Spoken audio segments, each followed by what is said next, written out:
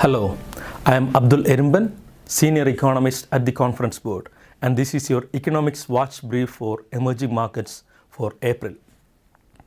Emerging market growth is likely to slow to 3.5% this year from 3.8% last year. Our leading economic indexes suggest no upward momentum for China and continuing weakness in India.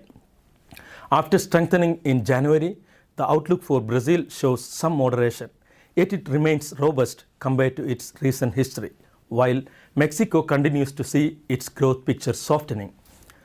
While consumers have been the primary drivers of economic growth in emerging markets lately, they were responsible for slowing growth in the last quarter of 2018, especially in India, China, and Mexico.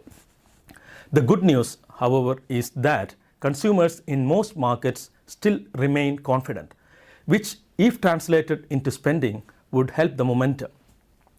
Industrial production and exports in emerging markets have not shown much improvement lately to offset the slower consumer growth. The weakness in export is likely to continue through the most of 2019 as resolutions to the global trade disputes keep getting postponed.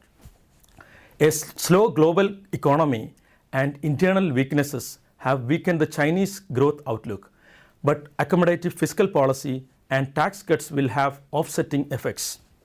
The stabilization of retail sales, which are still below the pre-crisis growth rates, will not be enough to sustain further consumer growth, as the domestic credit constraints are rising. For India, growth in the rest of the year is also likely to be supported by fiscal expansion. Yet rising policy uncertainty and growing unemployment are significant downside risks.